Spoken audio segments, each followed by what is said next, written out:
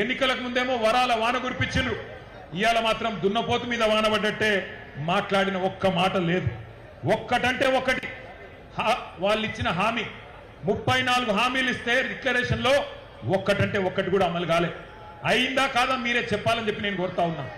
ఎకరానికి రాహుల్ గాంధీ చెప్పినట్టు ఎకరానికి 15,000 రూపాయలు వస్తున్నాయా? వస్తున్నాయా లేవా? గట్టిగా చెప్పాలి. వినబడతలేదు. రాకపోతే ఇక్కడ చెయ్యిలుపాల లేవని చెప్పాలి. వస్తున్నాయా లేవా? ఎకరానికి 15,000. 2 లక్షల రుణమాఫీ జరిగిందా? రైతు కూలీలకు 12,000 వేస్తుండ్రా? అన్ని పంటలకు బోనస్ వస్తుందా? అన్ని పంటలు కొంటుండ్రా? కౌలు రైతుకు ఎకరానికి 14,000 వస్తుందా?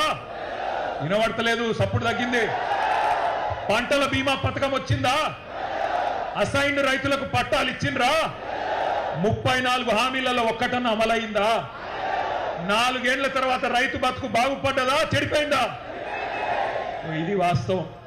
ఇట్లున్నది 4 ఏళ్ల తర్వాత. రైతు డిక్లరేషన్ అనేది ఒక బోగస్ పత్రం, ఒక బక్వాస్ ముచ్చట, ఒక చిత్తు కాగితంతో సమానమైన డిక్లరేషన్ను ఇదే వరంగల్ గడ్డ మీద మీకిచ్చి మోసం చేసినందుకే ఇవాళ అదే గడ్డ మీదకి వెళ్ళి ఈ సంగ్రామ సదస్సు ద్వారా ఈ ప్రభుత్వానికి ఒక హెచ్చరిక జారీ చేసినందుకే రైతాంగం తరఫున ఈ కార్యక్రమం ఇక్కడ పెట్టుకున్నాం. ఓట్లు పెట్టుకున్నారు, ఓట్లు దొబ్బిండ్రు. ఓట్లకు ముందేమో బట్టెబాజ్ ముచ్చట్లు చెప్పిండ్రు, ఇప్పుడు దోకేబాజ్ పనులు చేస్తున్నారు. ఇవాళ గల్లీలో ఉన్న కాంగ్రెస్ కార్యకర్త ఎవరైతే ఇంటింటికి తిరిగి ఓట్లు అడిగిండో వాడు మాట్లాడతలేడు. పోనీ ఢిల్లీ నుంచి వచ్చినోడు ఏమైనా పత్తా ఉన్నాడా అంటే వాడు మళ్ళా గల్లనే పడతలేడు. ఢిల్లీకి వెళ్ళి వచ్చినోడు ఏమయ్యా రాహుల్ గాంధీ, నిన్ను అడుగుతా ఉన్నా, ఎక్కడ సచ్చింది నువ్వు చేసిన డిక్లరేషన్? ఎక్కడ సచ్చింది అని అడుగుతున్నా. నువ్వెక్కడ చచ్చినావు రాహుల్ గాంధీ? నువ్వు నిలబెట్టిన ముఖ్యమంత్రి, నువ్వు ఇక్కడ మాకు అప్పచెప్పిపోయిన ముఖ్యమంత్రి ఏ గాడిది పండ్లు దోముతున్నాడో అని అడుగుతున్నా నేను. ఎక్కడున్నాడు?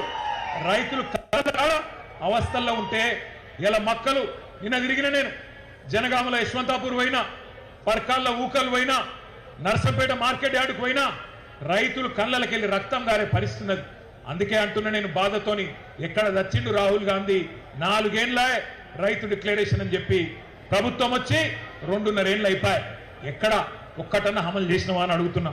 ఇంత మోసం చేయొచ్చా రైతును? ఇంత దారుణంగా వంచొచ్చా?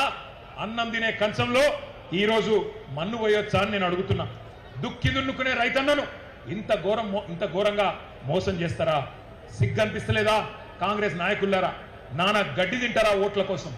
ఇలా మనం ఇక్కడ ప్రోగ్రాం పెట్టుకుంటే, ఇంతకుముందు రాజేశ్వర రెడ్డి గారు చెప్పినట్టు మనం ఇక్కడ రైతు సంగ్రామ సదస్సు అని పెట్టుకుంటే వాళ్ళు అక్కడ మెగా రైతు మేళానట. అది మెగా రైతు మేళా కాదు, దగా రైతు మేళా. రైతులను దగా చేసిన దౌర్భాగ్యుల మేళా అది. అంతే తప్ప అక్కడ నిజమైన రైతు ఒక్కడు కూడా లేడు. కొంతమంది కాంగ్రెస్ కార్యకర్తలను పోగేసుకొని వాళ్ళతో సపట్లు కొట్టించుకొని వాళ్ళు రైతులంతా సంతోషంగా ఉన్నారని చెప్పి మీరు సన్నాయి నొక్కులు నొక్కితే ఎవడు నమ్ముతాడు మిమ్మల్ని? నేను అడుగుతా ఉన్నా. ఇన్ని వేల మంది మా రైతన్నలు అడుగుతున్నారు, ఎక్కడున్నాడు రాహుల్ గాంధీ? ఎక్కడున్నది నీ డిక్లరేషన్? ఎక్కడ పోయినాయి నువ్వు చెప్పిన మాటలను అడుగుతున్నారు. ఒక మాట దయచేసి నేను అంటా ఉన్నా, బాధ అనిపిస్తుంది ఇట్లా మాట్లాడాలంటే అప్పుడప్పుడు. కానీ డిక్లరేషన్ ఇచ్చి లక్షల మంది రైతులను మోసం చేసిన రాహుల్ గాంధీ ఫోటోను, ఆ రైతు డిక్లరేషన్ కాగితాన్ని, రేవంత్ రెడ్డి ఫోటోను మొత్తం అన్ని పోలీస్ స్టేషన్ల కాడ, రైల్వే స్టేషన్ కాడ, బస్ స్టాండ్ల కాడ అంటించి కింద రాయాలి. దొంగలు ఉన్నారు జాగ్రత్త, ఓట్లనెత్తపోయే దొంగన కొడుకులు ఉన్నారు జాగ్రత్త అని రాయాలి. గంత దొంగలు వీళ్ళు. ఆలోచన చేయండి. ఒక్క హామీ అమలు చేయడా 2.5 ఏళ్లలో? ఇంత అన్యాయం ఉంటుందా? కాంగ్రెస్ వాళ్ళ మేనిఫెస్టో, వాళ్ళ గ్యారంటీలు, 420 హామీలు, వాళ్ళ అభయ హస్తం దేశ చరిత్రలో కాదు ప్రపంచ చరిత్రలోనే అతిపెద్ద మోసం అని చెప్పక తప్పదు. మనం వింటుంటాం, పేపర్లలో టీవీలలో చూస్తుంటాం, వాడెవడో చెడ్డీ గ్యాంగ్ వచ్చిండు, వీడెవడో రైస్ పుల్లింగ్ గ్యాంగ్ వచ్చిండని. ఆ గ్యాంగుల కంటే డేంజరు ఈ కాంగ్రెస్ గ్యాంగు అనే మాట నేను మీకు విజ్ఞప్తి చేస్తున్నా. కరోనా కంటే డేంజరు కాంగ్రెస్ అనే మాట ఇలా రైతులు మాట్లాడుతున్నారు. ఒక్కసారి యాద్ చేసుకోండి, ఎంత బాగుండే కేసీఆర్ గారి నాయకత్వంలో రైతు బతుకు, ఎంత చక్కగుండే మొన్నటిదాకా రైతు పరిస్థితి. పునాస యాసంగి 2 పంటలు 2 సీజన్. రైతు ఖాతాల్లో మీరు దండం పెట్టే అవసరం లేదు, తిరిగే అవసరం లేదు, ధర్నాలు చేసే అవసరం లేదు. నాటేసే టైం వచ్చిందంటే టింగు టింగు టింగు టింగు అనుకుంటా ఫోన్లు మోగుతుండేనా మోగకపోతుండేనా? మోగుతుండేనా? మంచిగా రైతు బంధు పథకం అదొక విప్లవం, ఒక అద్భుతం. అబ్బుర పడ్డది దేశం మొత్తం. ఆఖరికి ప్రధానమంత్రి మోడీ కూడా కేసీఆర్ ను కాపీ కొట్టి పిఎం కిసాన్ అని పెట్టుకున్నాడు. 12 రాష్ట్రాల రైతు బంధు పథకాన్ని కాపీ కొట్టి వాళ్ళ రాష్ట్రాల్లో పథకం పెట్టుకున్నారు. ఐక్యరాజ్య సమితి, యునైటెడ్ నేషన్స్ వాళ్ళు కూడా రైతు బంధు పథకాన్ని మెచ్చుకొని ప్రపంచంలో ఎక్కడ కేసీఆర్ మానస పుత్రిక రైతు బంధు. ఎవరన్నా కలగన్నరా? ఎవరన్నా ఊహించినరా ఎకరానికి 10,000 రైతు ఖాతాల్లో పడతాయని? రైతుల దగ్గర భూమి శిస్తు, నీటి తీరువ రకరకాల రూపంలో తోలు వలిచి రైతుల దగ్గర పైసలు గుంజిన ప్రభుత్వాలను చూసినాం. కానీ ఉల్టా రైతుకు 70 లక్షల మంది రైతులకు 11 విడతలుగా 73,000 కోట్లు వేసిన నాయకుడు ఎవరు? ఎవరు వినబడతలేదు? ఒక్క నాయకుడికన్నా ఆలోచన వచ్చిందా? 75 ఏళ్ల స్వతంత్ర భారతదేశంలో ప్రధానమంత్రులు చాలా మంది వచ్చిండ్రు, ముఖ్యమంత్రులు చాలా మంది వచ్చిండ్రు.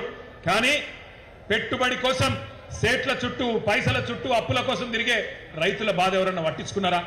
ఎవరన్నా రైతు బంధు అసలు పథకం ఆలోచన చేసిండ్రా? బ్రహ్మాండంగా కేసీఆర్ గారి నాయకత్వంలో మనం చేసుకున్నాం. తెలంగాణలో చేసుకున్నాక అంత మంచిగా సాఫీగా పోతుంటే కేసీఆర్ ఎకరానికి 10,000 ఇస్తుండు, మేము 15,000 ఇస్తాం. నవంబర్లో తీసుకుంటే 5,000, డిసెంబర్లో తీసుకుంటే 7,500 అని సన్నాయి నొక్కులు నొక్కి ఊరుకుండ్రి, 2 లక్షలు తెచ్చుకోండి, నేను వస్తూనే ఉన్నా, డిసెంబర్ 9 నాడు సంతకం పెట్టనే పెడతా, ఉరుకురు అని చెప్పి ఉరికిచ్చి రోజుల్లో మోసం చేసిన కాంగ్రెస్ నాయకుల వైఖరి తెచ్చుకోండి.